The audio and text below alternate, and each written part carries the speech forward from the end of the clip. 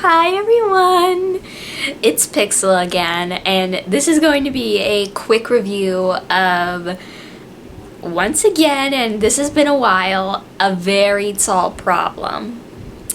Yes, it's back with part 2 of part 1 of episode 1.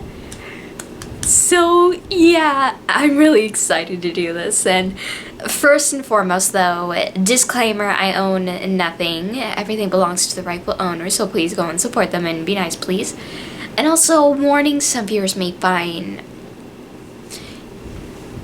some of this disturbing because of language, and of course, Minnie Moose. So your discretion is advised. So yeah, it's back. I can't believe that it's back. Like, okay, where do I begin with this one? Now, the episode starts off with Gaz. She's walking home from, I'm guessing, shopping because, and also, and it's of course raining because, yeah.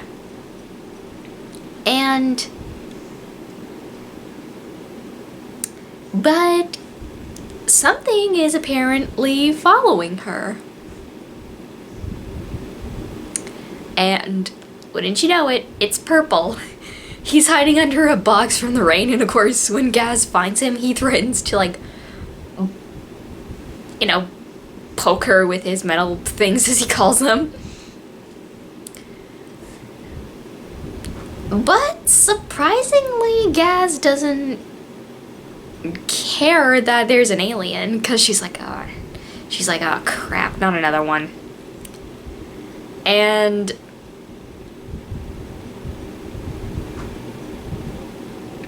well, Purple just is confused. Like, he doesn't know,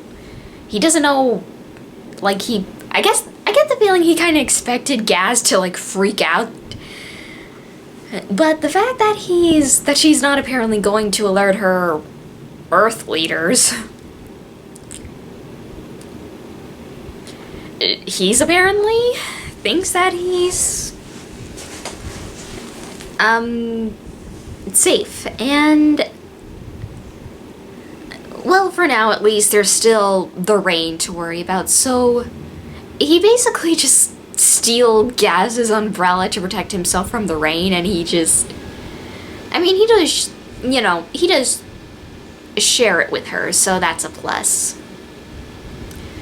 And he actually starts rambling to Gaz about his situation and his conflict with Red. Because, well, yeah. And of course Gaz is kind of forced to listen up until they go to Bloaty's Pizza Hog, where Gaz orders something from the menu, and it's a giant pizza. And the waiter then turns to Purple and he's like, so what do you want? And Purple is understandably creeped out by the costume, because the close-up is rather unnerving, I'll say the least. And of course he just says that he'll have whatever Gaz is having, and of course, although despite everything, it seems that Gaz does want some answers, like, and of course she brings out the ham. Yep, the ham is here from the movie. So, yeah, the ham is here.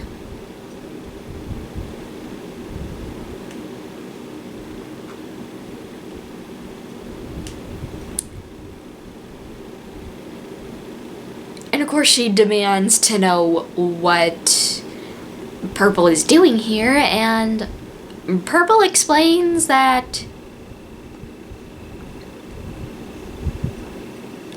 and also, I gotta say, there's one scene where Red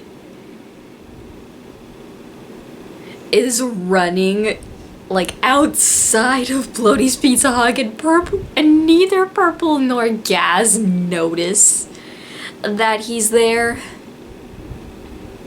Like, I don't know, that's just funny to me. That is just funny. I love it. I love it so much. Yeah, and also, so yeah, there's some back and forth between Purple and Gaz. And frankly, Gaz is just getting annoyed with him about everything that he's rambling on about, because frankly she doesn't know or kind of doesn't care about what's going on with these two. And of course, although Gaz does kind of suggest that Purple go talks to his friend, but Purple kind of gets the wrong idea and thinks that he should wait for Red to apologize first. So yeah. And actually, speaking of Red, meanwhile, he's kind of in a pretty bad position, you know, with the whole damaged pack.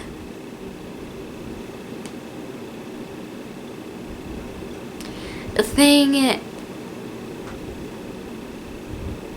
is, yeah, he's just not doing so good.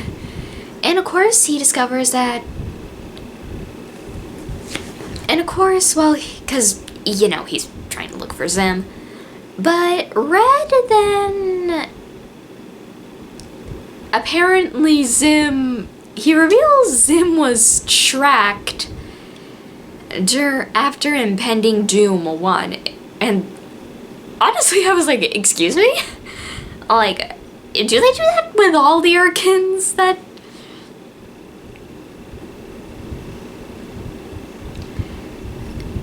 But I don't know, that just kind of threw me off a bit, because I was like, excuse me?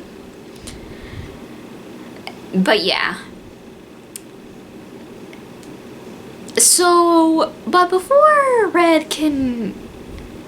Just before he's able to do anything else, he bumps into a human because...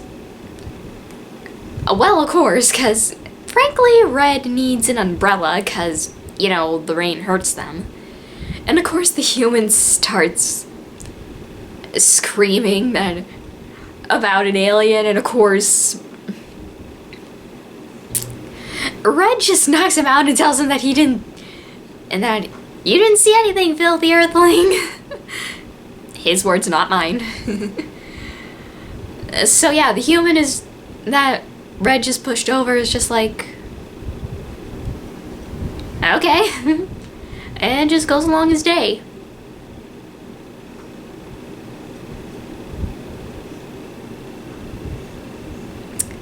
And also,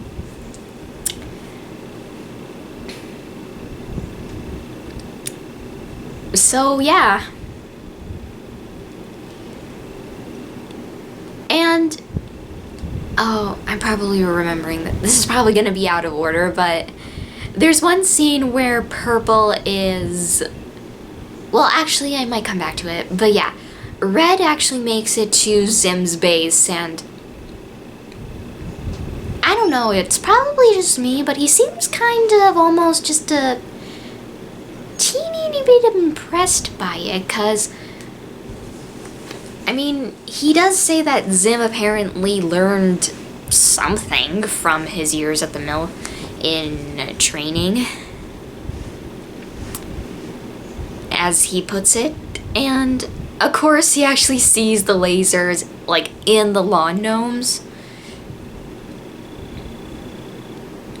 And of course, Purple actually just uses the umbrella and he breaks in through the window. He doesn't bother to knock or use the door.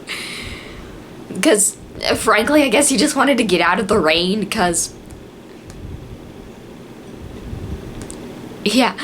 So, Red looks around after he basically just kind of breaks into the house, so... Yeah, he breaks in, but he finds that this is... But of course he sees that this isn't where Zim at times hosts calls with them. So... Red is... And also there's like pizza and bacon, and there's apparently a hamburger lamp, or a lamp shade in the shape of a hamburger. I don't know what that was about. I don't even know what that is.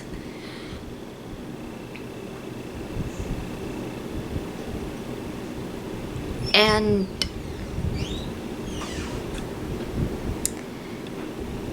yeah, so Red, of course, starts looking around because, frankly, he is grossed out by all the bacon and pizza all over the place, and because there's like grease on like the giant TV screen in the living room.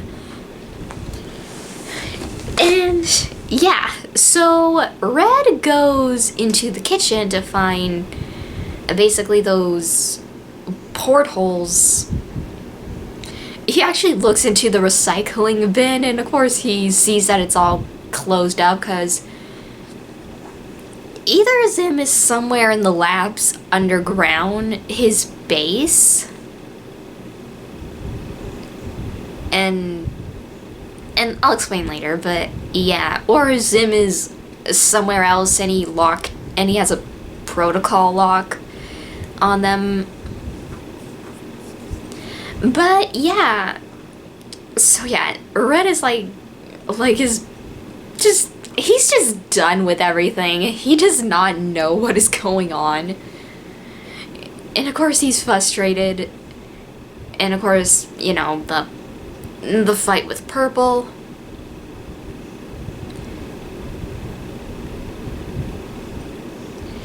And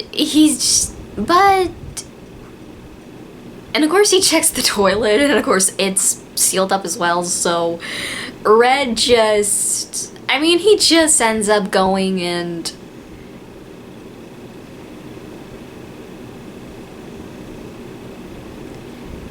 he ends up like ripping like the recycling garbage bin. I think it was a garbage bin. I don't know.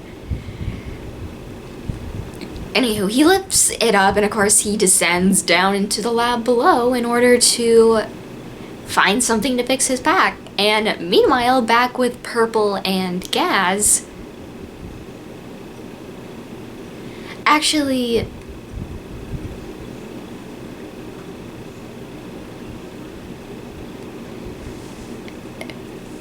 but yeah, like, there is a scene with Purple and Gaz where Gaz is just playing on her game slave, and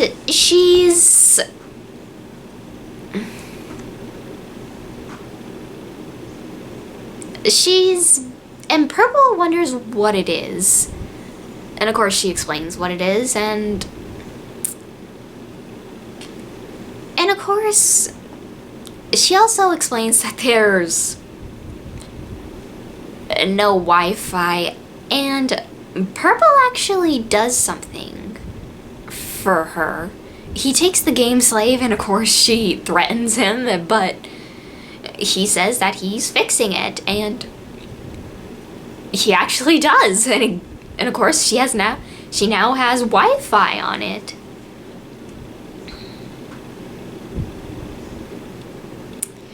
So yeah, Purple actually does something, actually manages to fix something.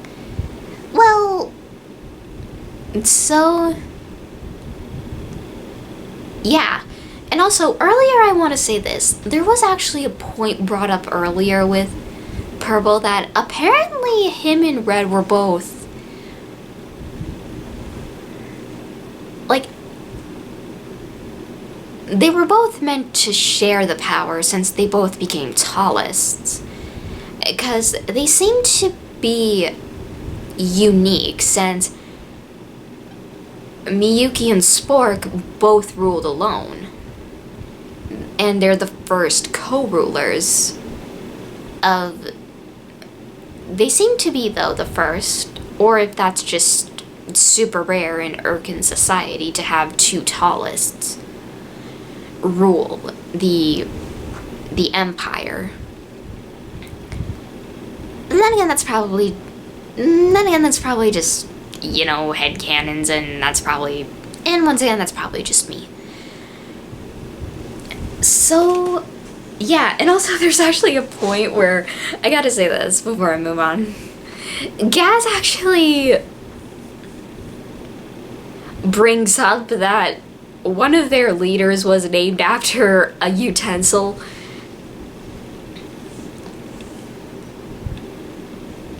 That, because he talks about Purple talks about Tallest Spork, and Gaz is like, oh, one of your leaders was named after a utensil? But yeah, like, I love the interaction, though, Purple has with Gaz in this, because, you know, despite, you know, Gaz not really not paying attention or understanding what's going on with Purple and Red and why they're here and what is even going on, she does let him rant to her. She does let him vent to her, I should say.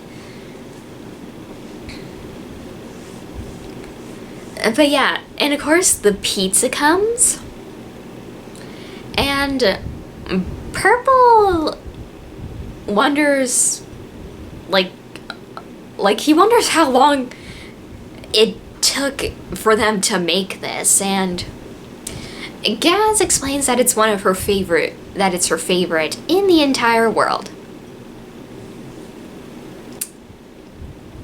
But yeah, but Purple isn't so sure, because, you know, it's all bubbly and greasy, and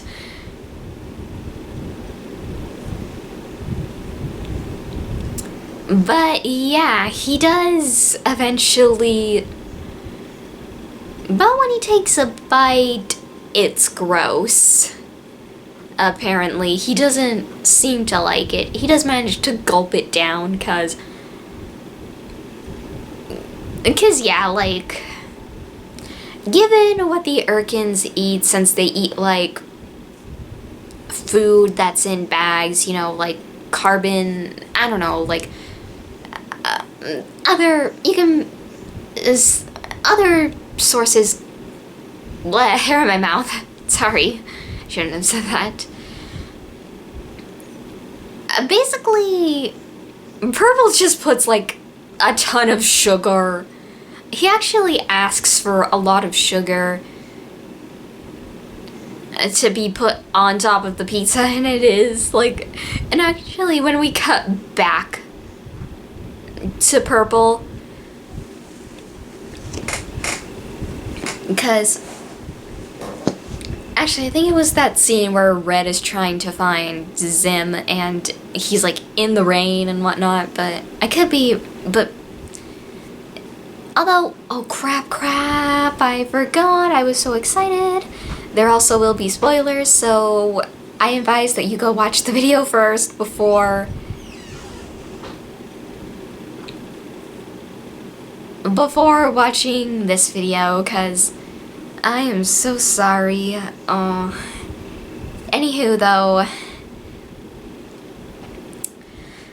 yeah, like I said before, go watch part 2 of the episode. It's amazing. Like, please. So yeah, Purple, like I said before, Purple just puts like a crap ton of sugar on the pizza, because apparently Purple has a sweet tooth. So yeah, after everything is said and done, Gaz decides that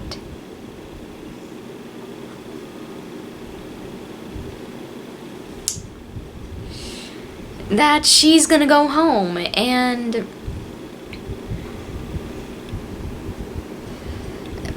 Purple is Of course, she just says that Purple is kind of on his own as soon as she leaves, but she notices something going on with her game. Apparently, the Wi-Fi, of course, breaks off, and Gaz actually turns to Purple. Because before she starts walking away, she says if Purple wants anyone to care, then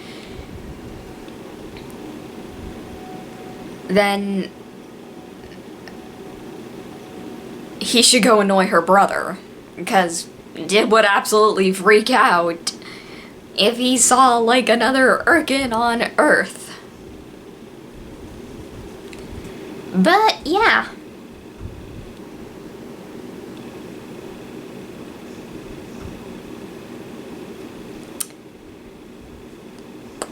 So that's what... But yeah, Gaz, apparently she has...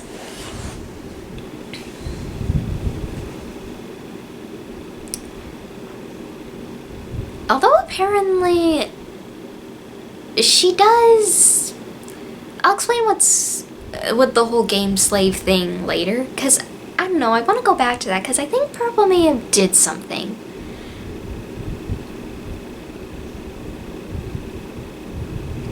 So Gaz tells Purple that if he's going to need help, then if he's going to get back onto the Massive, then he's gonna need some help. And she actually invites him.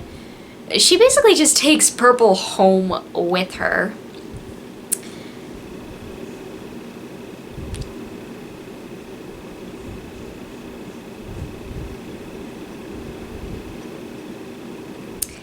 And meanwhile, at the end of the episode, well, part 2, I should say,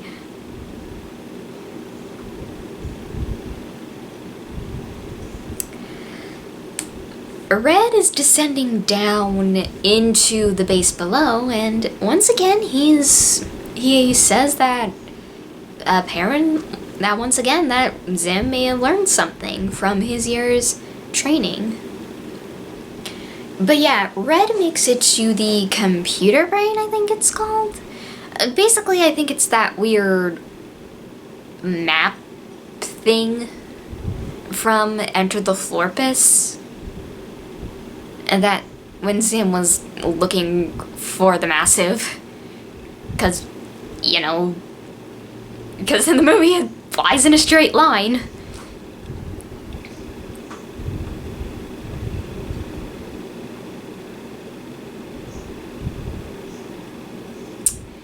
And of course, the computer notices that, wakes up and it sees that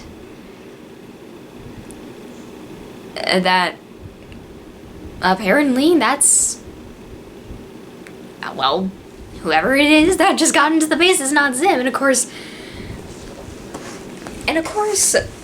Red, of course, demands that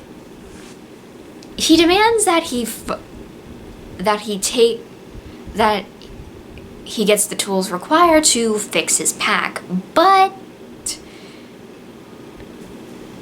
the computer brain doesn't listen. It basically, apparently Zim placed in a failsafe protocol to keep it from taking orders from anyone else besides Zim. And of course, Red is just frustrated. He's like, this can't be happening. And of course, he starts screaming. And of course, that's not going to help change the protocol in the computer brain. So the computer brain just offers Red a bagel. And Red he tries to keep himself calm, but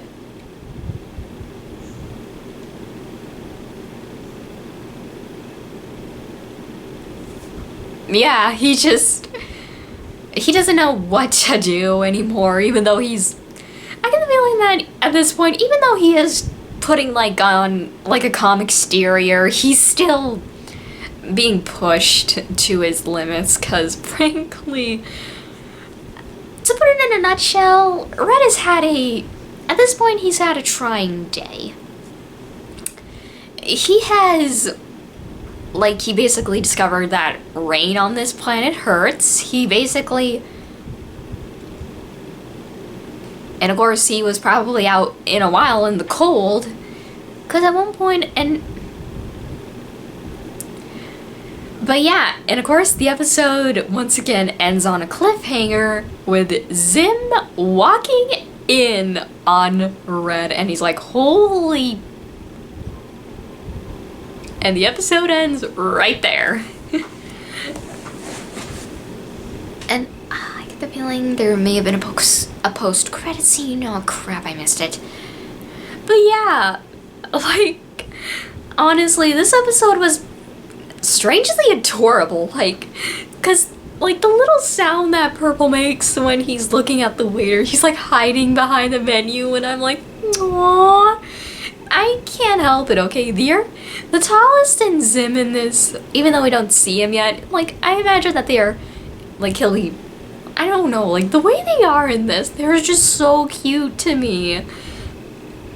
Especially the part where Red is, like, shivering, I'm like, oh. Like, I can't help it. They are just so cute.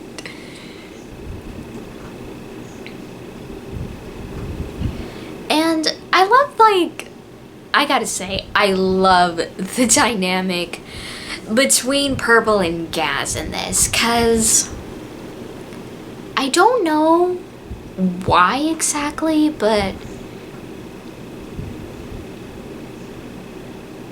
I don't know, they just kind of give me Ida and Lou's vibes, like, I don't know, maybe it's because of something I saw, but I don't know, they just kind of give off that vibe, like, and there's actually, I gotta say, there's actually a part where Purple actually compliments Gaz on being a good listener. And I can actually see that happening in canon as well. Because, well, you know, despite, you know, Gaz's remarks about everything and how, you know, she hates the world and whatnot, she does appear to actually, I don't know, like, looking back on it, she does appear to be listening at times.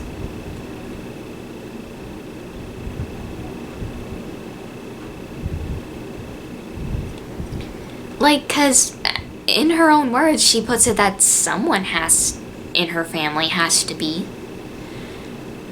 And I get the feeling that might come back later once we meet Professor Membrane and Dib, because, well, obviously Dib is gonna freak out once he sees that there's another alien on Earth. But yeah, like, and I don't know, like, and I also think that Red in this is, I don't know, I just got the feeling like he kind of swallowed a bit of his pride a little. Because he basically at that point, before he gets the umbrella, he thinks that Purple is laughing up a storm at his misfortune, because, well,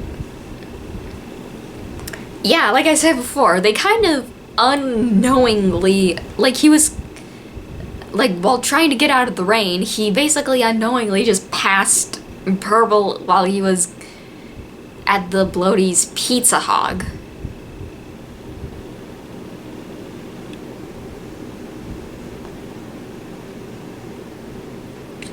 Like, yeah.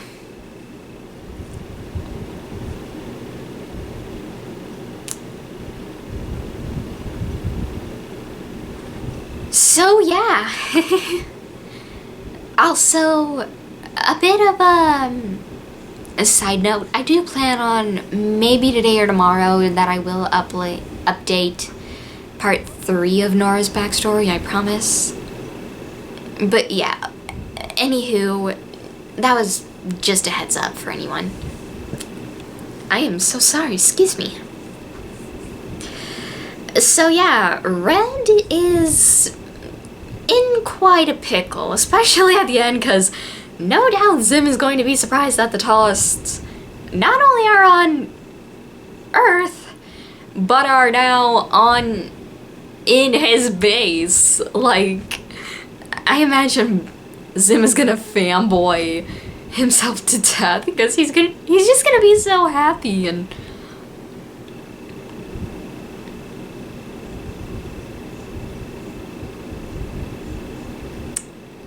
also, I get the feeling Gur is also going to be happy to see the tallest again. Because, I don't know, just the more I think about it in canon, like, the tallest rarely ever saw Gur, and vice versa. I mean, yeah, they made him, but Gur, of course, was made for Zim, so I don't know, it's, I guess, a very flawed, odd win-win for the both of them. I don't know, because frankly, Gur is hilarious. And yeah, just, but yeah, like,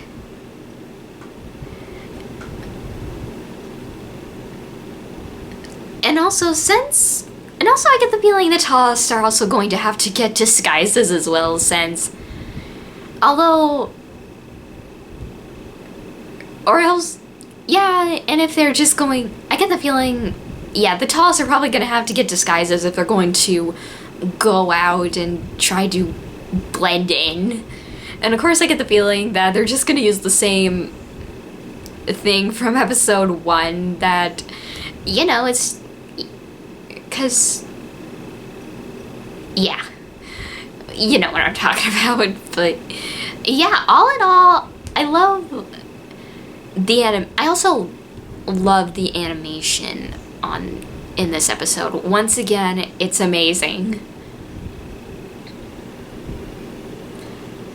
Like, and also the colors are just, they're very Invader Zim. Like, yeah. But yeah, like, it's just, yeah, like, this episode was funny and oddly kind of adorable. Like, maybe it's just because of how, like I said, like, I don't know, just any scene with the tallest in this episode was kind of adorable to me. And so, yeah, that was my review of, all in all, I can't speak. But yeah, that was my review of part 2 of episode 1 of A Very Tall Problem. So, yeah. All in all, great episode. I can't wait for episode 2 if we're getting another part. Although I do think, I don't know. But yeah, so keep out for any more content from A Very Tall Problem as well. But yeah, keep an eye out for it. It's, like, it's good stuff. But yeah.